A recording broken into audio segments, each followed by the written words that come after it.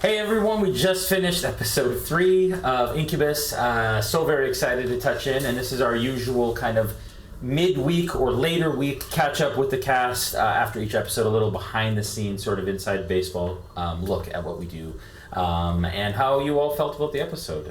It's fresh in our minds right now. I want to start off by asking about Eberron. Now you've kind of traveled in various areas within Eberron. You've now experienced an airship. What is that like, and how does that differ from other settings that you're used to? I know a lot of you are first timers in Eberron in this campaign. Yeah, I mean, it is insanely different, I think. I mean, I have never played a campaign where we're like, all right, we're going to fly there, let's go. And I'm like, cool, sick. And I mean, just look at this thing. I don't know if that's still up, but I mean, it's just cool. Super dope. Thank you, Beetle and Grims, for that. Yeah, very cool. Do you guys get a sense of technology, and how do you think that has affected how you play in this world versus, maybe some of the more like Forgotten Realms settings? Like, I think most people have played in Forgotten Realms even if they didn't know it. Mm-hmm. What do you think is the experience of playing the mic with the possible technology? Your technology. Yeah. I am technology. Yeah. Mm-hmm. That's multiple ways. Yeah, there we go. That's I guess the lead-in question to a better one is, how is Magvar dealing with his internal struggle, or I guess dealing with his interaction with the world now? He's learned some things as a Warforged. Warforged are, from Eberron. How does he feel in this world, and how do you feel playing him?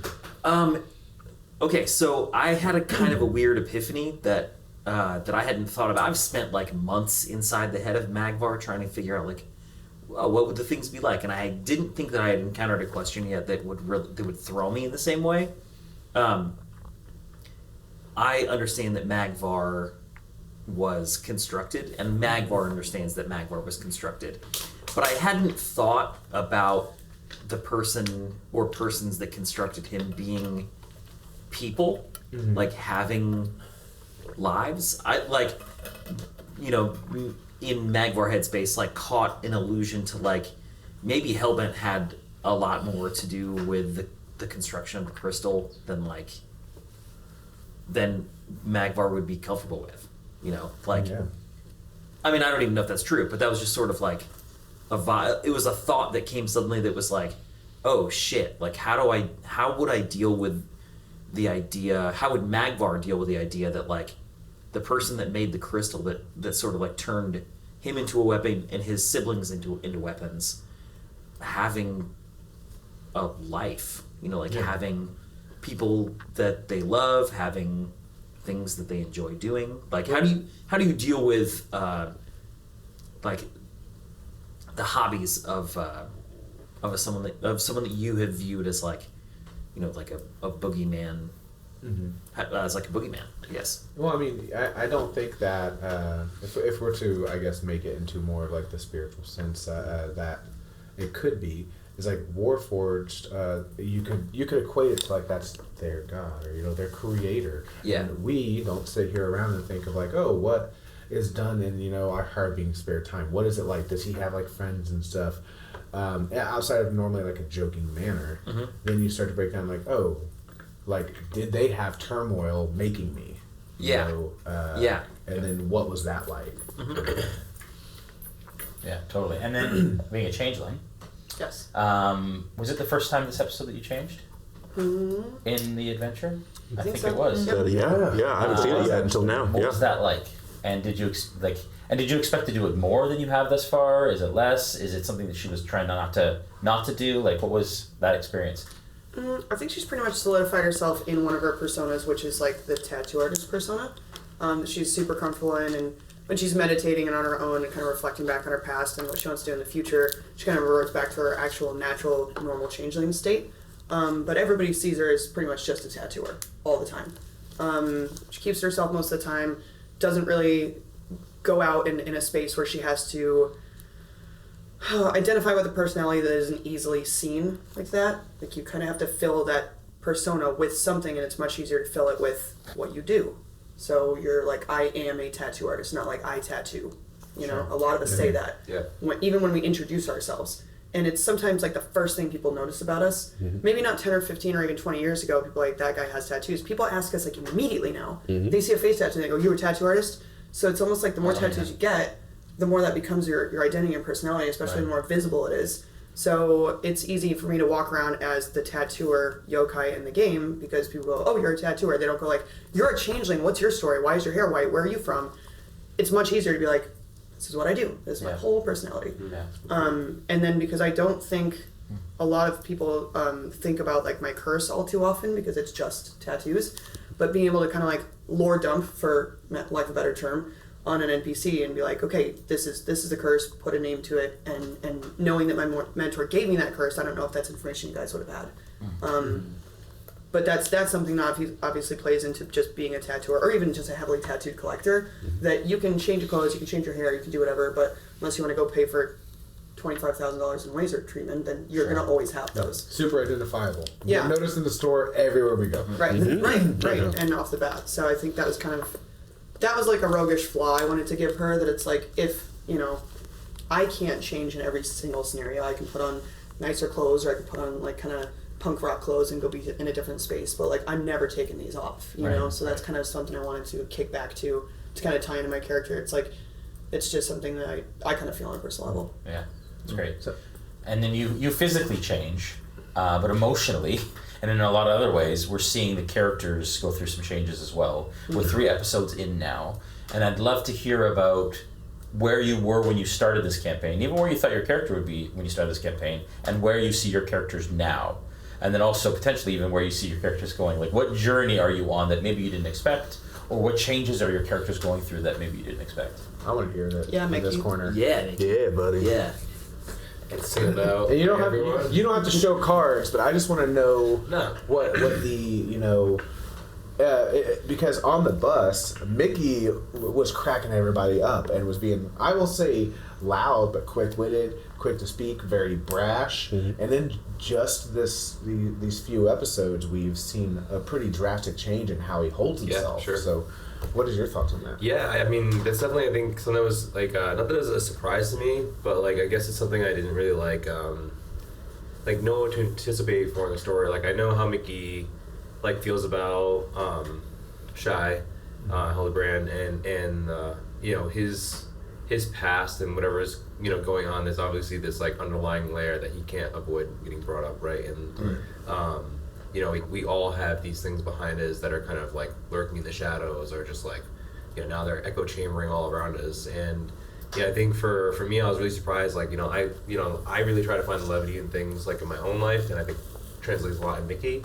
And you know, I'm also like a super sensitive person. I think Mickey kind of is too. I think he uses his comedy and his charisma to try to like rally people and make people feel comfortable and kind of let things move along. And it seems like, you know, the past is weighing down that ability to keep doing what he normally does, which is comfortably move along.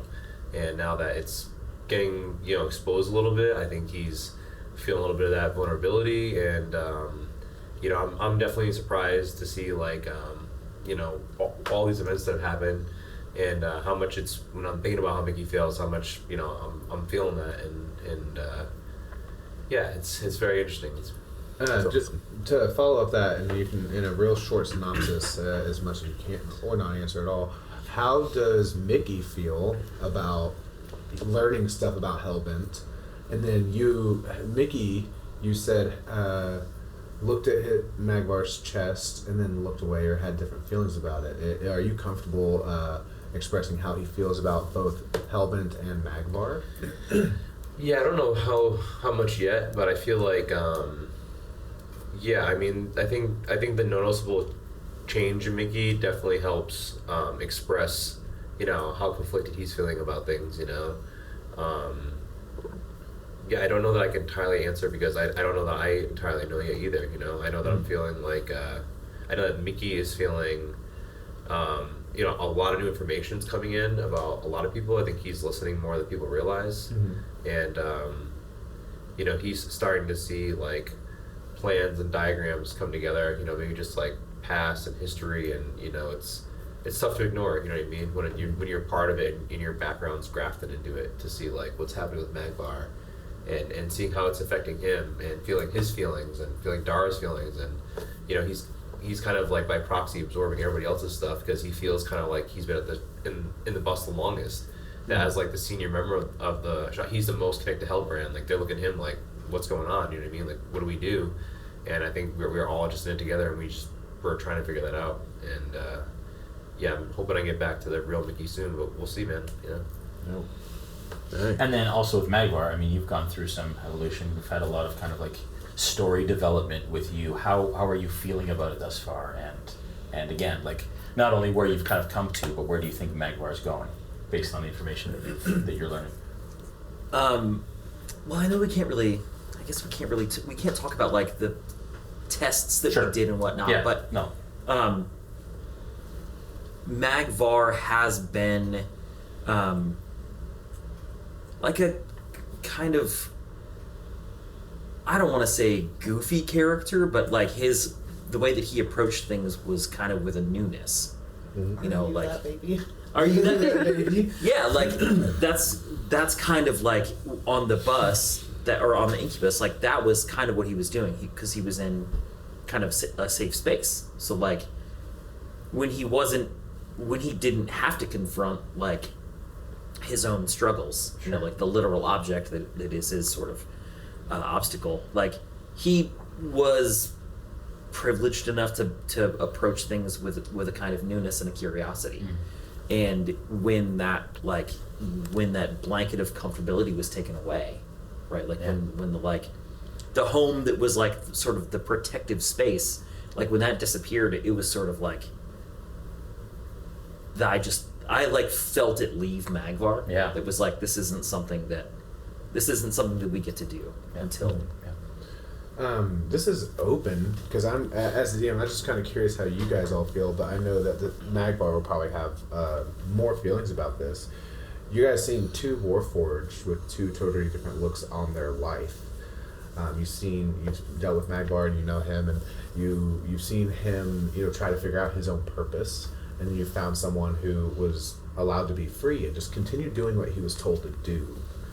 What do you guys feel about that contrast? And at one point, you guys kind of, and I feel a lot of people's minds like set him free, only for him to kind of be like, I don't know what to do now. What are you guys' feelings and reactions for that?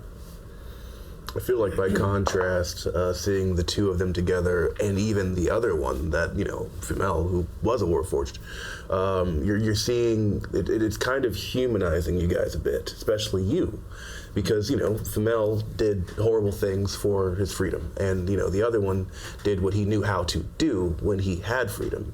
And you made your own choices, and you whether you realize it or not yet, are becoming your own person, even if you don't see it. Like, you are not a Warforged in the sense that I understand Warforges to exist. That's pretty rad.